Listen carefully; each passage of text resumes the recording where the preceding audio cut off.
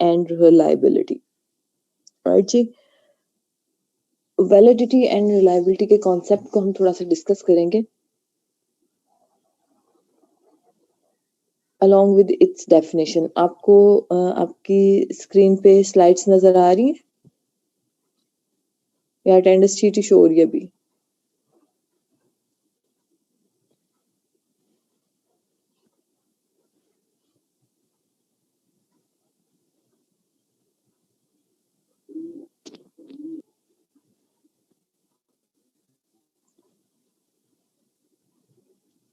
Now the screen is visible.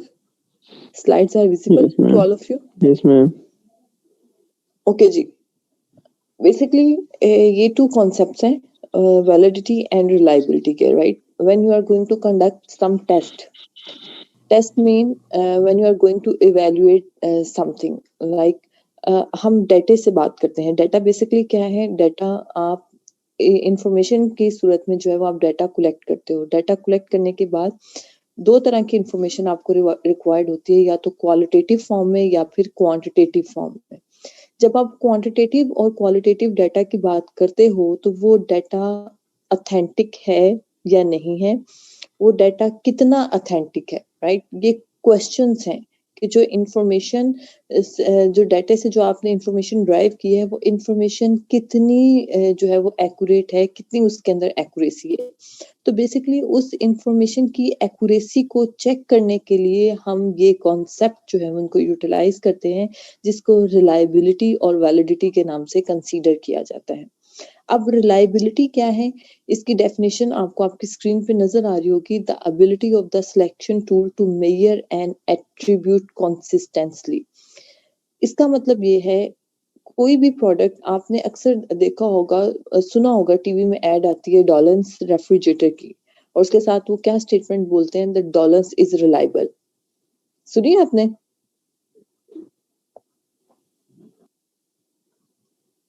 Yes class, ये advertisement आपने कभी सुनी है, देखी है टीवी में? डॉलन्स is reliable. It means what? It means that कि जब तक डॉलन्स की उस प्रोडक्ट की लाइफ है वो आपको कंसिस्टेंट रिजल्ट देगा।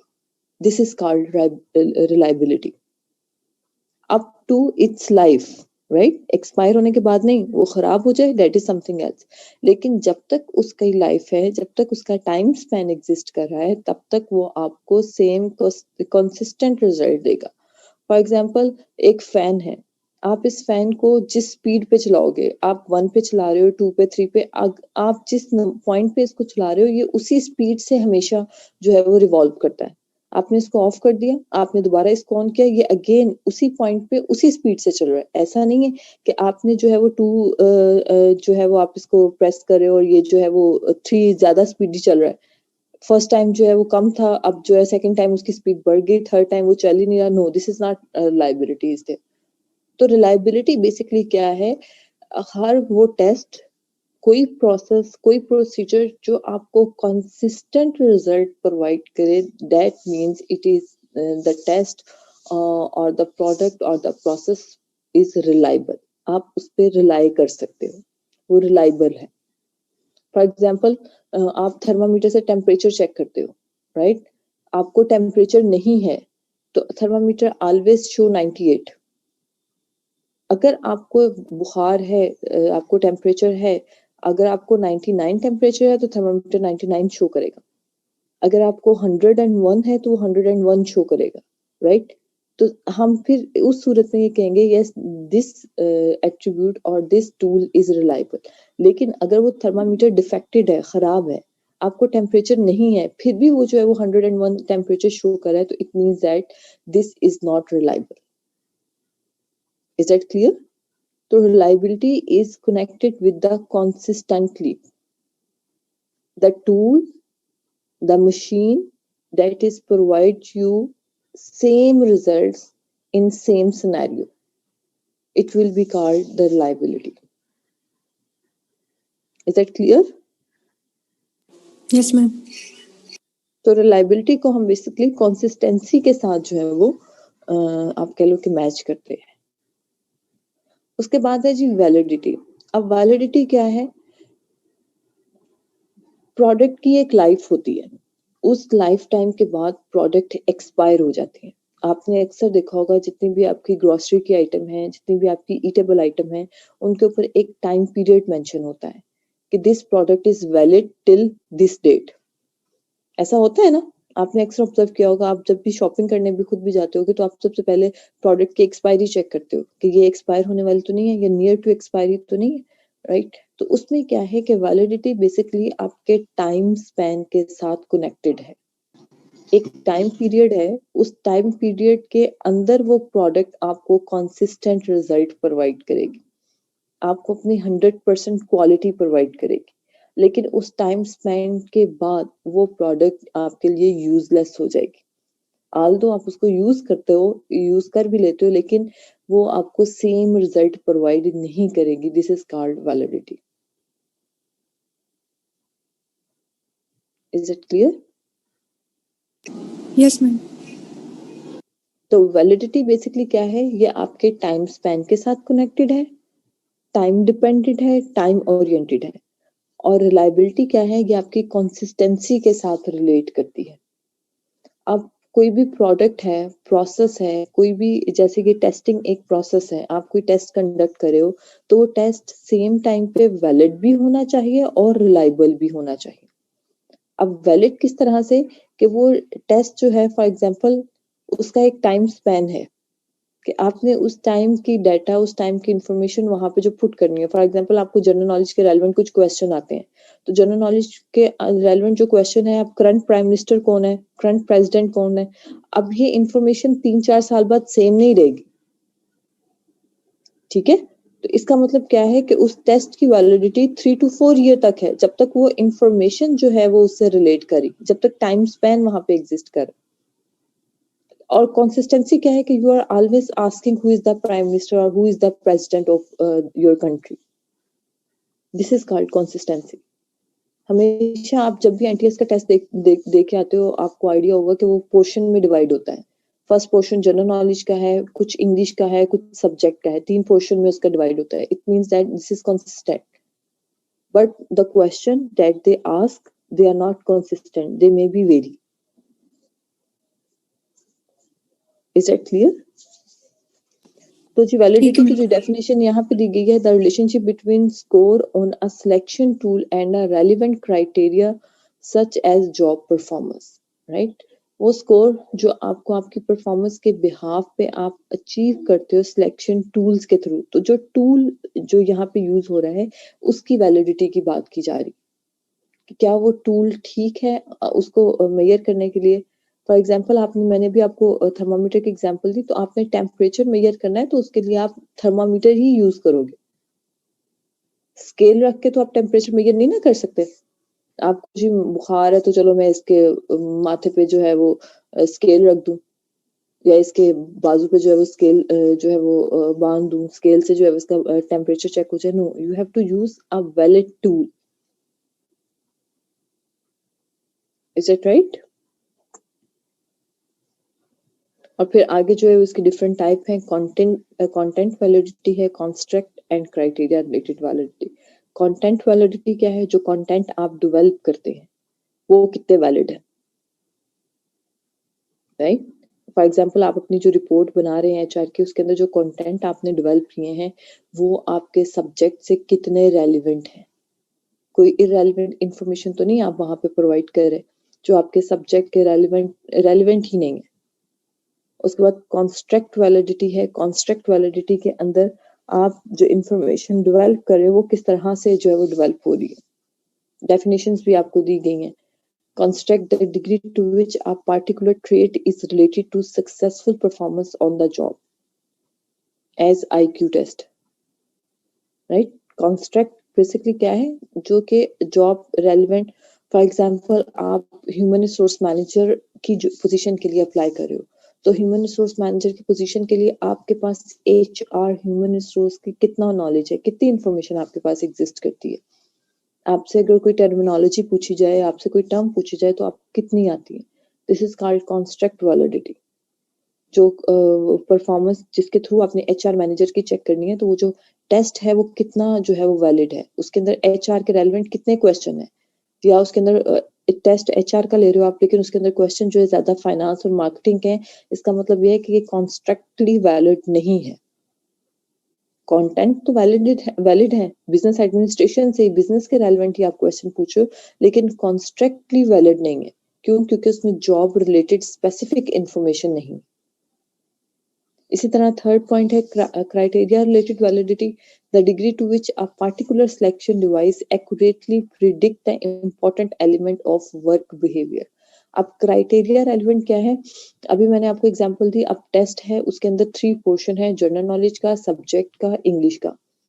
अब क्राइटेरिया रिलेटेड वैलिडिटी क्या है कि जो स्टूडेंट, जो कैंडिडेट वो टेस्ट पास कर रहे हैं, वो कितने परसेंट सब्जेक्ट नॉलेज रखते हैं, कितने परसेंट उनकी जनरल नॉलेज स्ट्रांग है, कितने परसेंट उनकी इंग्लिश स्ट्रांग है।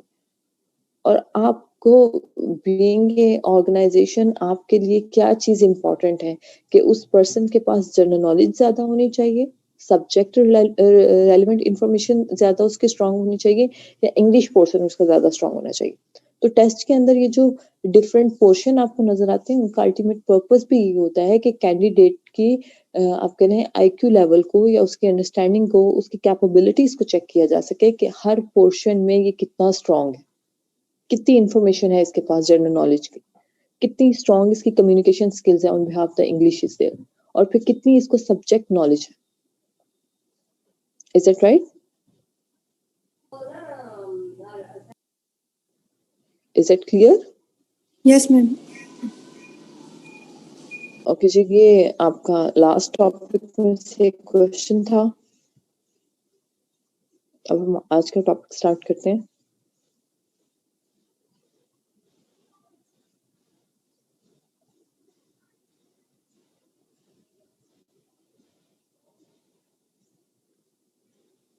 ओके जी, होपफुली स्लाइड्स आपको शो हो रही होंगी। चैप्टर 8 के नाम से socialisation, orientation and developing employees. Slides show हो रही हैं?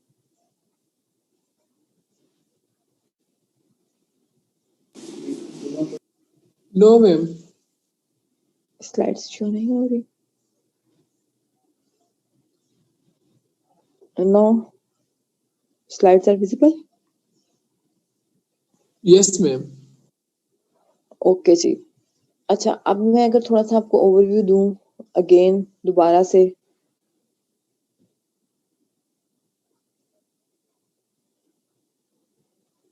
तो आपने अब तक जो है वो एचआर के अंदर, ह्यूमन रिसोर्स मैनेजमेंट के कॉन्सेप्ट के अंदर आपने जॉब एनालिसिस से लेके रिक्रूटमेंट, सिलेक्शन, ओरिएंटेशन, ये तमाम के तमाम फेजेस जो हैं वो इसके पढ़ लिए हैं, स्टडी कर लिए। जॉब एनालिसिस के अंदर हमने क्या किया था? हमने जॉब की रिक्वायरमेंट को आइडेंटिफाई किया था, अपनी जॉब को, अपने बिजनेस को, ऑर्गेनाइजेशन को एनालिसिस किया था कि हमारे पास कितने कैंडिडेट कैंडिडेट कह रही हूँ, कितने एम्प्लॉयज जो है हमारे पास ऑर्गेनाइजेशन में अवेलेबल हैं, कितने न्यूली हमने रिक्रूट करने हैं, कितने डी रिक्रूट करने हैं। HRP, ह्यूमन रिसोर्स प्लानिंग के अंदर हमने ये सब जो है वो एनालिसिस कंडक्ट किया। फिर अगर आपको एम्प्लॉय को रिक्रूट करना है, राइट, तो आप नेक्स्ट स्टेज रिक्रूटमेंट पे मूव कर जाओगे। लेकिन अगर आपको एम्प्लॉय को डी रिक्रूट करना है, तो फिर आपका वही HR का प्रोसेस जो है वो वहां पे एंड हो जाएगा। तो अगर रिक्रूटमेंट करना है तो उसके लिए आपको एडवर्टाइज करनी है, एडवर्टाइजमेंट देने के बाद आपको जो है वो सिलेक्शन को चूज करना है, सिलेक्शन प्रोसेस पे जाना है। सिलेक्शन के अंदर आपको कंप्लीट एक प्रोसेस, सिलेक्शन आपकी थ्रू इंटरव्यू हो सकती है, थ्रू टेस्ट हो सकती है, राइट। उसके अंदर जो डिटेल फ्लो चार्ट हमने डिस्कस किया, उसके अकॉर्डिंग आप सिलेक्शन प्रोसेस को जो है वो अडॉप्ट करते हो। जब आप एम्प्लॉय को सिलेक्ट कर लेते हो तो फिर आपकी सोशलाइजेशन और ओरिएंटेशन की स्टेज जो है आ जाती है। वो न्यूली हायर्ड एम्प्लॉयज जो ऑर्गेनाइजेशन के अंदर एंटर होते हैं, आप उनको वेलकम करते हो और ऑर्गेनाइजेशन की नॉलेज, इंफॉर्मेशन, गोल्स, ऑब्जेक्टिव्स, ये सारी की सारी इंफॉर्मेशन जो है वो न्यूली हायर्ड एम्प्लॉयज के साथ शेयर करते हो। इज दैट राइट जी? क्लियर? सोशलाइजेशन के अंदर हमने लास्ट क्लास के अंदर सोशलाइजेशन की डेफिनेशन को डिस्कस किया था, इसके प्रोसेस को डिस्कस किया था। Socialization process is depend upon 3 major portion. First, pre-arrival, second, encounter, and third, metamorphosis stage. उसके बाद ओरिएंटेशन फेज था, जो हमने ओरिएंटेशन पढ़ा था हमने कि नहीं?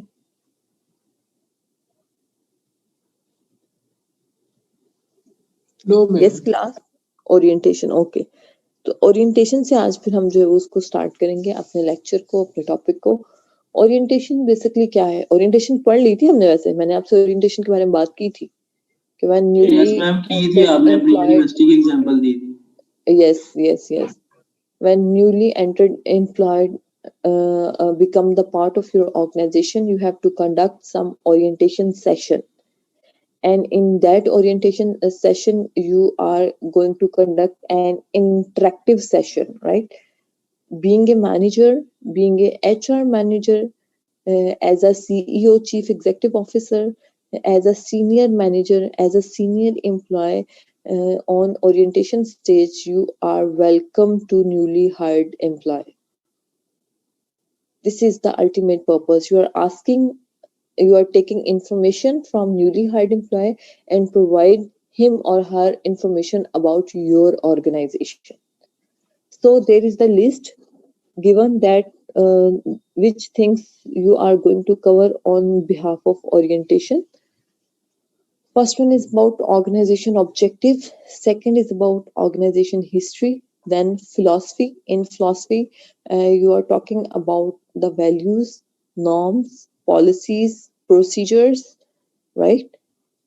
Culture of organization. So in philosophy, you cover all these social aspects: how you have to behave, how you have to talk with your seniors, what time you have to follow, how many leaves you can enjoy in 1 month, right?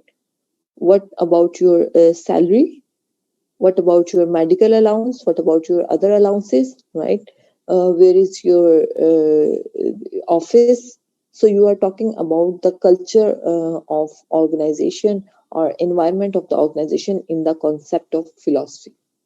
Second is about procedures. You inform newly hired employee about the organization business procedure, right? If you want to, for example, if a newly hired employee want to leave a job, then he or she give 1 month before notice. Will be the one procedure, right? So if he want to enjoy the bonus, so how much he have to perform with an organization. So you also discuss multiple procedures with your organization with newly hired employees. Then rules, regulation, policies. If you're not, if newly hired employee not follow the policies, not follow the rules, then he have to be enjoy the punishment, right? So all these kind of things you have to explain to the newly hired employee at the time of orientation. Next, HR policies and benefit. In HR policies, you have to discuss with the reward system, punishment, उसके बाद career management, career planning, then training and development, right? So you have to discuss all kind of policies. Most important thing, you have to explain the job description, what duties and tasks newly hired employed have to perform within an organization. So you have to tell them about each and every policy, each and every rules, all the regulations, right? And the last one is about fellow employees. Fellow employee means your colleagues, your co-workers, your subordinates, your superordinates, right? So these are kind of information you are share with newly hired employee at the time of orientation. Is that clear? Yes, Any ma'am. question? Any confusion? So the second thing you have to discuss with newly hired employee is about learning the organization culture, right? Culture mean what? What is culture? Anyone from the class? Culture is the representation of what? It is the representation of the way of talking. It is the representation of the way of wearing, right? Whatever you are wearing, whatever how you communicate with other employees, with other colleagues. right? So these are kind of things, the norms, the values represent the organization culture. आपने अक्सर देखा होगा, observe किया होगा कि आप जब भी किसी बैंक में जाते हैं तो आपको एक स्मूथ एनवायरनमेंट मिलता है, अगर प्राइवेट बैंक में जाते हैं तो, या आप किसी भी प्राइवेट ऑर्गेनाइजेशन में जाते हैं तो वहां का कल्चर डिफरेंट होता है with the government organisation. You observe these things? Yes, ma'am. So what the difference you feel in both organization whenever you are going to कोई एग्जांपल है आपके जहन में, कभी आपने किसी बैंक का विजिट किया हो, प्राइवेट बैंक में गए हो और फिर गवर्नमेंट बैंक में गए हो? मैम किसी private Specialized employee know how things are done, what matters, and which behavior and perspective are acceptable.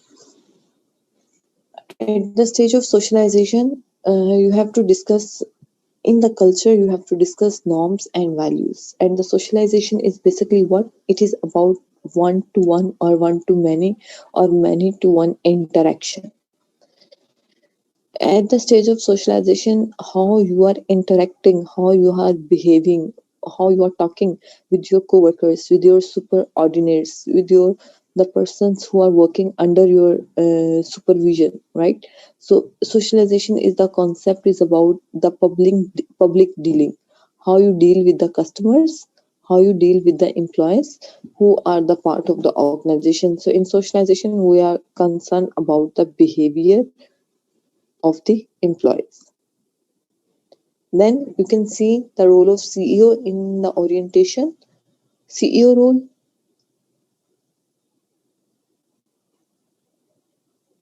Chief Executive Officers, management के किस लेवल पे सीईओ एग्जिस्ट डेजिग्नेशन एग्जिस्ट करता है? Anyone from the class? Top level पे. Top level, very good. So top level means they are considered the board of directors, right? They may be the owner of the organization, right? So what is the duties? What are the duties and tasks of the CEO? You can see the list on your screen. First of all, they welcome the newly hired employee and provide the vision for the company, introduce company culture, what matters, convey that the company cares about employees, and allay some new employee anxiety and help them to feel good about their job choices. CEO basically क्या करता है? वो organisation के अंदर newly hired employee को welcome note provide करता है, right? उसको इंश्योर करता है कि आपको इस ऑर्गेनाइजेशन के अंदर किसी किस्म का कोई मसला, कोई प्रॉब्लम नहीं होगा. अगर आपको कोई प्रॉब्लम होता है किसी भी फील्ड के रेलिवेंट, किसी भी तरह की आपको इन्फॉर्मेशन चाहिए, तो आप कंसर्न डिपार्टमेंट से कांटेक्ट कर सकते हैं. तो इसका एंड रिजल्ट क्या होता है कि जो न्यूली हायर्ड एम्प्लॉय होते हैं उनकी एंजाइटी लेवल, परेशानी कह लें आप, या उनका जो कॉन्फिडेंस लेवल है वो बढ़ जाता है और उनकी एंजाइटी जो है वो कम हो जाती है. Clear? Any question? No question. उसके बाद जी HR role in orientation. So HR manager का क्या रोल है ओरिएंटेशन के अंदर? एचआर मैनेजर क्या करता है? आप जो सारे के सारे फंक्शंस आप पढ़ रहे हो अभी, राइट, जो हमने पहले पढ़ लिए, तो एचआर मैनेजर जो है वो इन तमाम के बारे में उसको न्यूली हायर्ड एम्प्लॉय को इंफॉर्मेशन प्रोवाइड करता है. इसमें वो coordinate the role, specifically HR role and participating role, ये दो ड्यूटीज है जिसको वो अपने टास्क को परफॉर्म करता है. कोऑर्डिनेट द रोल में क्या है? HR instruct new employees when and where to report, right? And roles के अंदर offer assistance for future employee need, career development है, ट्रेनिंग है, तो वो दोनों को जो है वो पैरेलल लेके चलता है. करंट क्या रिक्वायरमेंट है और फ्यूचर की क्या नीड हो सकती है, उसके अकॉर्डिंग एम्प्लॉय को किस तरफ और किस तरह से मूव करना है.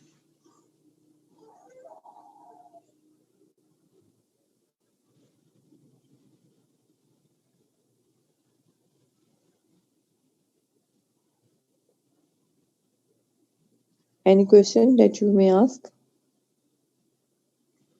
No question?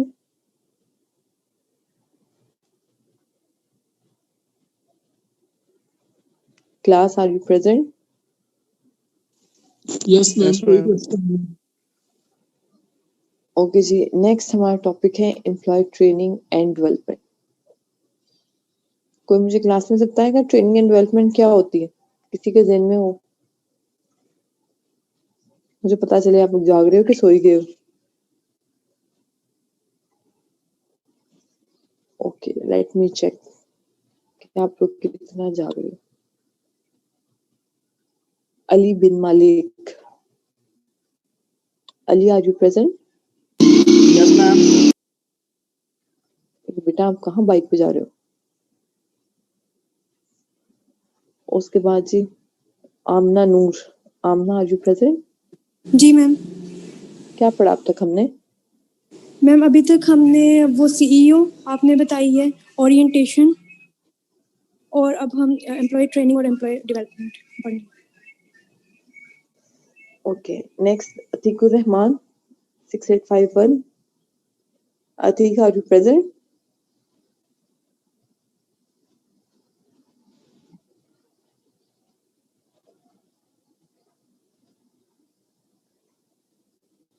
ओके जी, अतीक भी प्रेजेंट है।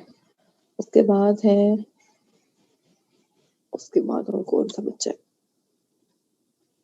Nimra, Nimra are you present? Yes ma'am. Okay Nimra, क्या पढ़ा है अब तक हमने? क्या समझ आई है आपको? कोई पॉइंट जो आपको समझ ना आया हो? नो मैम, आ गई। आगे समझ तो चले जी, फिर नेक्स्ट टॉपिक हम अपना स्टार्ट करते हैं। And next is about employee training and development. अब बेसिकली ट्रेनिंग क्या होता है और उसके बिहाफ पे डेवलपमेंट क्या होती है। मैं आपको एग्जांपल दूं, फॉर एग्जांपल आपको कंप्यूटर ऑपरेट करना नहीं आता था, राइट? जब आपने कंप्यूटर को ऑपरेट करना सीख लिया, इसका मतलब है वो जो लर्निंग प्रोसेस है that is called the training. और जब आपने उसको ऑपरेट करना सीख लिया तो उसका जो एंड रिजल्ट आया कि अब आप कंप्यूटर को इजीली ऑपरेट कर सकते हो, दिस इज कॉल्ड डेवलपमेंट।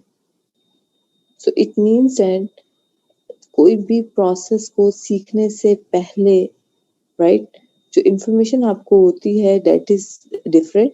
जब आप उसको सीख लेते हो, आप उसको ऑब्जर्व कर लेते हो, उसके बाद जो एंड रिजल्ट होता है वो बेसिकली डेवलपमेंट की फॉर्म में आपके पास जो है वो आता है। अब इसकी डेफिनेशंस देखते हैं एम्प्लॉय ट्रेनिंग की। एम्प्लॉय ट्रेनिंग क्या है? A learning experience design to achieve a relatively permanent change in an individual that will improve the ability to perform on the job, right? फिर मैंने आपको एग्जांपल दी कि आपको कंप्यूटर ऑपरेट करना नहीं आता था, आपने सीख लिया, तो इसका मतलब क्या है कि ये एक परमानेंट चेंज आ गया आपके बिहेवियर के अंदर। अब आपको पता है कि कंप्यूटर कहाँ से ऑन होगा, कहाँ से ऑफ होगा, इसमें सॉफ्टवेयर कौन सा करना है, इसमें विंडो आपने कौन सी करनी है, इसके कीबोर्ड को आपने किस तरह से ऑपरेट करना है। तो ये सारी इंफॉर्मेशन जो है वो आपके पास आ जाएगी थ्रू लर्निंग फेज। तो वो जो लर्निंग फेज है उसको हम ट्रेनिंग बोलते हैं, जिसकी वजह से आपके जो बिहेवियर है उसके अंदर परमानेंट चेंज आता है। नेक्स्ट जी एम्प्लॉय डेवलपमेंट क्या है? Basically future oriented training focus on the personal growth of the employee. जो चीज आपको पहले नहीं पता थी, जो इन्फॉर्मेशन आपके पास नहीं थी, जब वो काम आपने सीख लिया तो उससे आपके बिहेवियर में जो परमानेंट चेंज आया, उसका मतलब ये है कि now you are developing yourself. पहले डेवलप नहीं थे क्योंकि आपको पहले पता नहीं था, आपको ऑपरेट करना नहीं आता था। अब आपको पता भी चल गया, आपको ऑपरेट करना भी आ गया है, तो आप ट्रेनिंग से डेवलपमेंट की स्टेज पे जो है वो शिफ्ट कर गए। Determining training needs, specific training goals should be based on organization need। Organisation training की हम बात कर रहे हैं तो ऑर्गेनाइजेशन ट्रेनिंग या ऑर्गेनाइजेशन ऑब्जेक्टिव जो है वो स्पेशली मैच करेंगे ऑर्गेनाइजेशन नीड के साथ, ऑर्गेनाइजेशन ऑब्जेक्टिव के साथ कि एम्प्लॉय को कौन सी चीज सीखने की जरूरत है। क्या उसको कंप्यूटर ऑपरेट किस तरह करना है ये उसको पता होना चाहिए। रिपोर्ट राइटिंग की अगर हम बात करते हैं तो उसको जो है वो लेटर किस तरह से लिखना है, रिपोर्ट किस तरह से लिखनी है। तो बेसिकली इन चीज़ों के बारे में आप पता चलना चाहिए। अगर कोई मशीनरी है, प्रोडक्ट मैन्युफैक्चरिंग हो रही है, तो वो प्रोडक्ट किस तरह से मैन्युफैक्चर होगी, मशीन किस तरह से ऑपरेट होगी।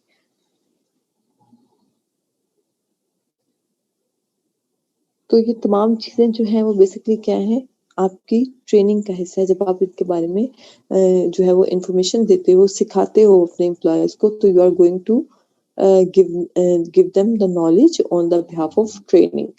उसके अंदर जो type of work to be done, skill necessary to complete the work. Second है indicator of need for more training. अब इंडिकेटर क्या है, कब आप फील करते हो जब के एम्प्लॉय को आपको ट्रेंड करना है, राइट? उसमें इंडिकेटर क्या है, ड्रॉप्स इन प्रोडक्टिविटी, जब आपकी प्रोडक्टिविटी डिक्रीज होना शुरू हो जाती है, आपके एम्प्लॉय अच्छा परफॉर्म नहीं कर पा रहे होते, तो इसका मतलब क्या है कि अब उनको ट्रेंड करने का टाइम आ गया है कि जो आपकी रिक्वायरमेंट है ऑर्गेनाइजेशन की, जो आपके ऑब्जेक्टिव हैं, आपके एम्प्लॉय उसके अकॉर्डिंग काम नहीं कर रहे।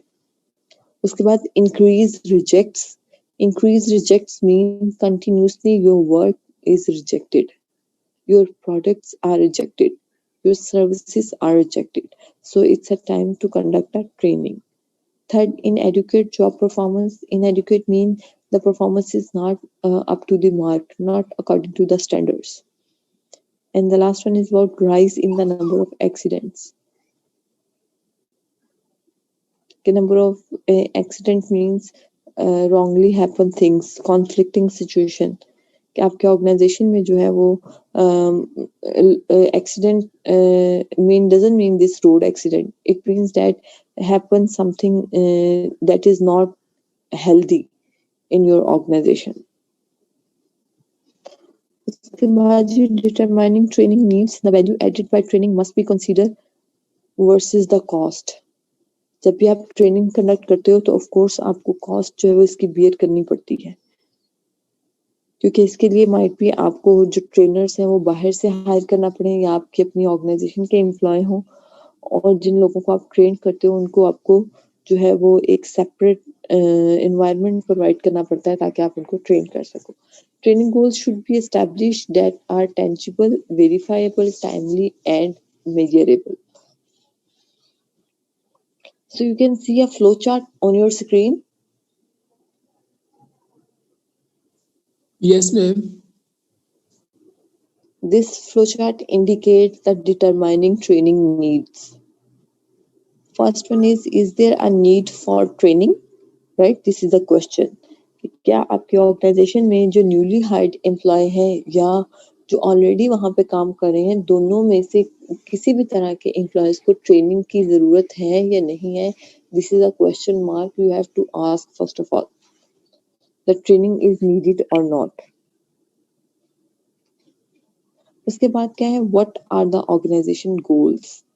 हमने अभी बात की कि जो ट्रेनिंग है वो आपके गोल्स के अकॉर्डिंग होगी, कि अगर तो employee according to goals perform कर रहे हैं फिर तो हमें ट्रेनिंग की जरूरत नहीं है, लेकिन अगर एम्प्लॉयज जो है वो अकॉर्डिंग टू गोल परफॉर्म नहीं कर रहे, उनकी परफॉर्मेंस जो है वो लेस है, उनकी प्रोडक्टिविटी लेवल जो है वो कम है, तो फिर हम जो है वो ट्रेनिंग फेज को अपने ऑर्गेनाइजेशन के ऊपर इम्प्लीमेंट करेंगे।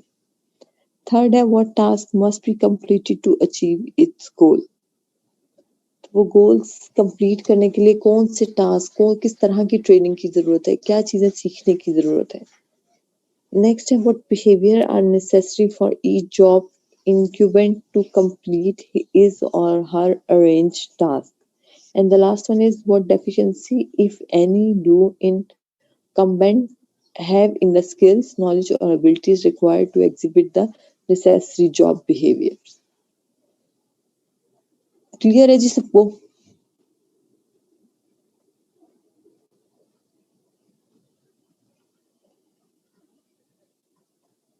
कोई क्वेश्चन है तो पूछे। मैम सबसे लास्ट पे जो है वो दोबारा रिपीट कर दें। What deficiencies, if any, do incumbents have in the skills, knowledge and ability required to exhibit necessary job behavior? इसका मतलब बेसिकली क्या है कि कौन सी डेफिशिएंसीज आपको फील हो रही हैं जब एक न्यूली हायर्ड एम्प्लॉय या जो वो लोग जो ऑलरेडी ऑर्गेनाइजेशन में काम कर रहे हैं, वो जब भी कोई ड्यूटी या टास्क परफॉर्म करते हैं, किस चीज की डेफिशिएंसी आपको फील हो रही है? उसके अंदर स्किल, नॉलेज, एबिलिटीज, राइट? या जो आपके टास्क थे, ऑर्गेनाइजेशन जो गोल्स थे वो अचीव नहीं हो रहे थे, इसलिए आपने ट्रेनिंग सेशन कंडक्ट किया। जब ट्रेनिंग सेशन कंप्लीट हुआ तो आपने दोबारा मैच किया अपने गोल्स को कि अब एम्प्लॉयज के अंदर कितनी इम्प्रूवमेंट आई है, कितना उनका स्किल एनहांस हुआ है, कितनी उनके पास नॉलेज आ गई है, कितनी एबिलिटीज आ गई हैं, क्या मजीद चीजें सिखाने की सीखने की जरूरत है, या at this time these all things are enough to fulfil the organisation goals और ऑर्गेनाइजेशन रिक्वायरमेंट।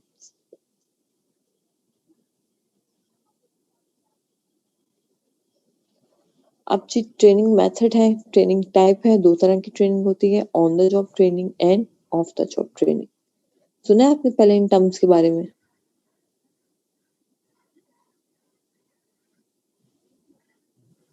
No ma'am. अब ट्रेनिंग बेसिकली जो है वो दो तरह की होती है, ऑन द जॉब ट्रेनिंग और ऑफ द जॉब ट्रेनिंग। अब ऑन द जॉब ट्रेनिंग का मतलब क्या है कि एम्प्लॉय काम भी कर रहे हैं, राइट, और आप उनको ट्रेंड भी कर रहे हो।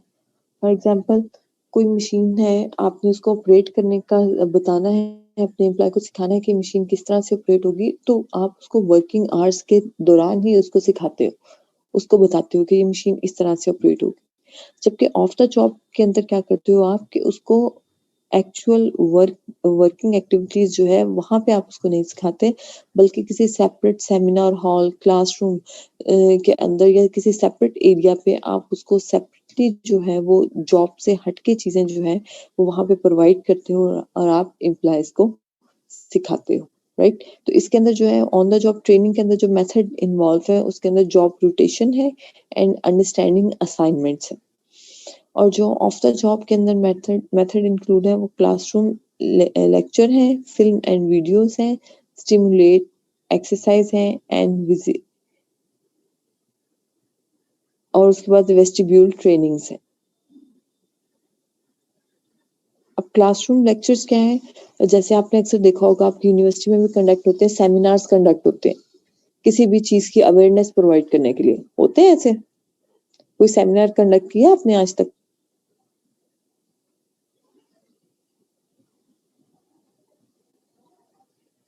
यस और नो? आपको कुछ टीचर्स आके किसी भी प्रोजेक्ट के रेलेवेंट, प्रोसेस के रेलेवेंट वीडियोस दिखाते हैं, पिक्चर्स दिखाते हैं, फिल्म्स दिखाते हैं?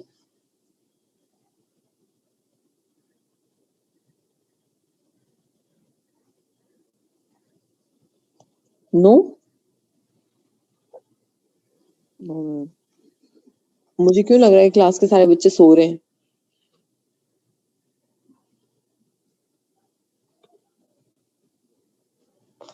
नूर मुस्तफा?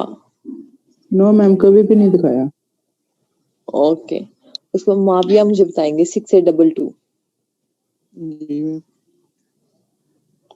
माविया, आपने कभी कोई सेमिनार अटेंड किया? मैम वो ट्रैफिक पुलिस वालों का किया है, वो यूनिवर्सिटी आए थे। हाँ, तो बेसिकली उसका पर्पस क्या था? उसका पर्पस भाई ऑफ द जॉब ट्रेनिंग था, इंफॉर्मेशन प्रोवाइड करना। उस दौरान आपकी क्लासेस तो नहीं हुई थी ना, आपने अपना नो वो मैम। टास्क, वो ड्यूटी तो परफॉर्म नहीं की थी जो परफॉर्म करने आप यूनिवर्सिटी जाते हो। नो। आपको एक सेपरेट हॉल में बिठाया गया, राइट, फिर आपको एक अदर जो टॉपिक है उसके रेलेवेंट, उसके अकॉर्डिंग जो इंफॉर्मेशन प्रोवाइड की गई, अवेयरनेस प्रोवाइड की गई, तो ये क्या जी है बेसिकली, ये आपकी off the job training. Clear है? Yes ma'am. उसके बाद जी ट्रेनिंग के एंड रिजल्ट पे मैंने आपसे कहा कि ट्रेनिंग का एंड रिजल्ट बेसिकली क्या है?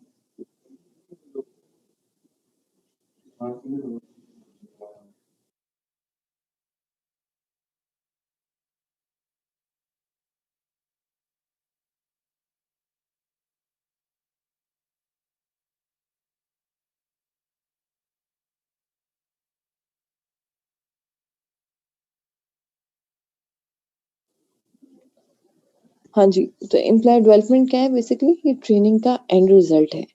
आपने कहा कि ट्रैफिक पुलिस के बारे में या ट्रैफिक सिग्नल्स के बारे में इंफॉर्मेशन देने के लिए आपका एक सेमिनार कंडक्ट हुआ।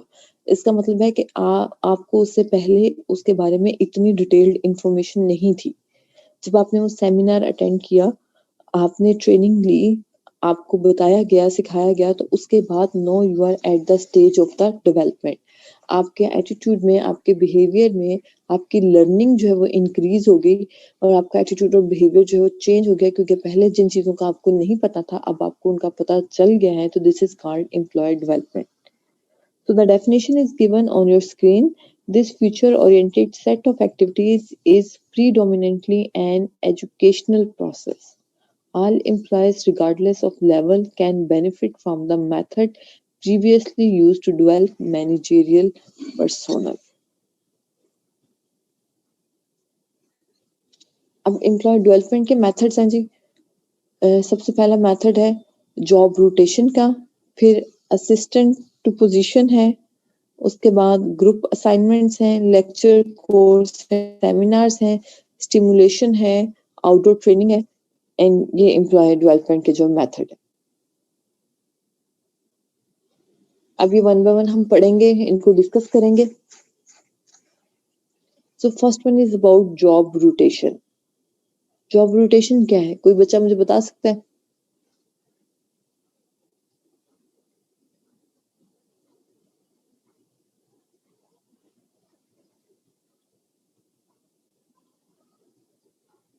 किस स्टूडेंट को इसके बारे में कोई इन्फॉर्मेशन हो? मैम जैसे कंपनीज में बाहर जो से एम्प्लॉयज होते हैं उनकी ड्यूटीज कहीं और जगह होती है, बाज दिन उनकी कहीं और शिफ्ट हो जाती है ड्यूटीज, ये इनके रोजाना एक जगह नहीं रहती उनकी. नहीं, job rotation basically yes it is right इसका दैट यू मतलब हैव है टू कि rotate position- your job. Yes, यानी कि कोई छोटी पोजीशन भी है, कोई बड़ी पोजीशन भी है, जैसे कि टीचर्स होते हैं, कुछ छोटी क्लासेस को पढ़ाते हैं, कुछ ज्यादा बड़ी को. नहीं ऐसा नहीं होता. नहीं, ये जॉब रोटेशन नहीं है बेटा. जॉब रोटेशन बेसिकली क्या है? जॉब रोटेशन के अंदर अब जैसे मैं आपको भी एग्जांपल दूं, अब आप लोगों की आधी क्लास जो है इस टाइम सो रही है, लैपटॉप ऑन करके या मोबाइल फोन ऑन करके आप लोग सोए हुए हो. ठीक है, क्यों?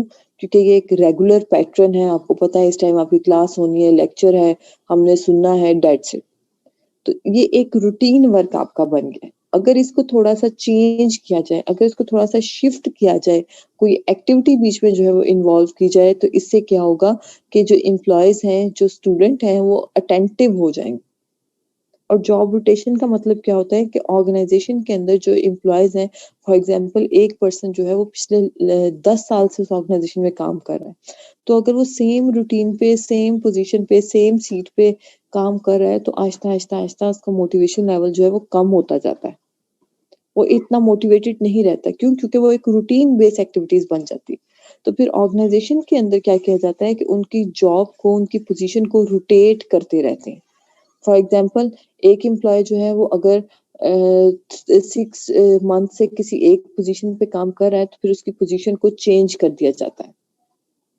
अगर वो मैनेजर की पोजीशन पे था तो उसको जो है वो सीनियर पोस्ट पे ले जाते हैं, राइट? या कोई एक्स्ट्रा टास्क उसकी जो है वो ड्यूटीज में एंगेज कर देते हैं, या एक्स्ट्रा रिस्पॉन्सिबिलिटीज जो है वो उसकी ड्यूटीज में एंगेज कर देते हैं. उसके वर्क रूटीन, वर्क पैटर्न जो है वो चेंज कर देते हैं. ताकि इससे फायदा क्या होता है? इससे फायदा ये होता है कि एक तो एम्प्लॉयज की जो नॉलेज स्किल्स है वो बढ़ती है, उनको अदर एक्टिविटीज के बारे में भी पता चलता है, और सेकेंडली वो अटेंटिव रहते हैं, मोटिवेटेड रहते हैं.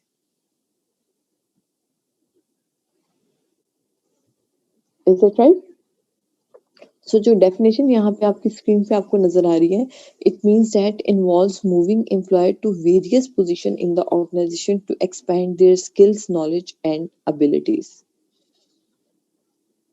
नेक्स्ट है जी assistant to position allow employees with potential to work under and be coached by successful manager. अब ये बेसिकली क्या है कि जो एम्प्लॉय ऑर्गेनाइजेशन के अंदर अपनी वर्क एक्टिविटीज परफॉर्म कर रहे होते हैं, वो कितने सक्सेसफुली जो है वो उस अपने टास्क को, अपने टारगेट्स को अचीव कर रहे हैं. और सेकेंडली वो टास्क तब फुलफिल होंगे, एफिशिएंटली अचीव होंगे, अगर उनको जो गाइड करने वाला जो मैनेजर है वो प्रॉपर वे में उनको जो है वो चीजें कम्युनिकेट करेगा, अगर उन्हें चीजें समझ आएंगी, अगर उनका अंडरस्टैंडिंग लेवल जो है वो बढ़ेगा। तो जितना अच्छा आपका ट्रेनर होगा, राइट, जितना अच्छा आपको सिखाने वाला होगा, उतनी ज्यादा जो है वो लर्निंग आपकी स्ट्रांग होगी। थर्ड स्टेज है ग्रुप असाइनमेंट्स। अब ग्रुप असाइनमेंट्स, मैंने भी आपको एक प्रोजेक्ट दिया हुआ है, राइट, उसका क्या काम है कि आपने ग्रुप में काम करना है। उसका क्या फायदा होगा? उसका फायदा ये होगा कि वो आपको अपॉर्चुनिटीज प्रोवाइड करेगा कि आपने एक तो काम को डिवाइड कैसे करना है, उसको कंपाइल कैसे करना है, किस तरह से आपने अपनी बात अपने ग्रुप मेंबर्स तक कन्वे करनी है और कितनी स्मूथली आपने उनकी बात जो है वो सुननी। तो ऑर्गेनाइजेशन के अंदर भी जो एम्प्लॉय डेवलपमेंट का मेथड है, उसके अंदर ग्रुप असाइनमेंट क्या करती है, provide opportunities for decision making, learning by watching other. आप दूसरों को देखते हो कि वो इतना अच्छा परफॉर्म कर रहा है या वो इतना अच्छा नहीं परफॉर्म कर रहा। अगर अच्छा परफॉर्म कर रहा है तो आप ट्राई करते हो कि आप इससे ज्यादा अच्छा जो है वो परफॉर्मेंस दे सको, और अगर वो अच्छा नहीं परफॉर्म कर रहा तो फिर भी आप कोशिश करते हो कि आपकी परफॉर्मेंस जो है वो इस एम्प्लॉय से ज्यादा अच्छी होनी चाहिए। And the third is becoming more familiar with organization members and problems. Next है जी लेक्चर स्कोर एंड सेमिनार। अभी सेमिनार की हमने बात की, लेक्चर्स की हम बात कर रहे हैं। तो लेक्चर्स बेसिकली क्या है कि ये भी आपके लिए बेनिफिशियल है। Benefits from today's technology and are often consider in a distance learning format. Distance learning ये है ना, आप लोग अपने अपने घरों में बैठे हो और आप ऑनलाइन लेक्चर ले रहे हो, क्लासेस ले रहे हो, तो बेसिकली ये क्या है, this is called the distance learning. तो डिस्टेंस लर्निंग जो है वो आपकी किस तरह से लेक्चर कोर्सेज और सेमिनार्स के थ्रू जो है वो होगी। उसके बाद जो सिमुलेशंस हैं include case studies, decision games, role play and are interested to improve decision making process is there. Simulation क्या है?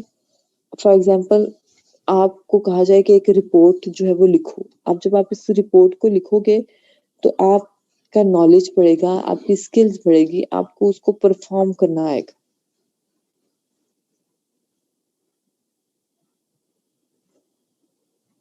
अब अगर आपसे कहा जाए कि उस रिपोर्ट को, उस ऐसे को आप ऑर्गेनाइजेशन के सिनेरियो में बैठ के लिखो, तो वो ऑर्गेनाइजेशन के सिनेरियो में जब आप उसको एक्सप्लेन करोगे तो ऑफ कोर्स उसके अंदर जो इंटरेस्ट है आपका और ज्यादा डेवलप होगा। आउटडोर ट्रेनिंग क्या है? अभी आउटडोर ट्रेनिंग की हमने बात की।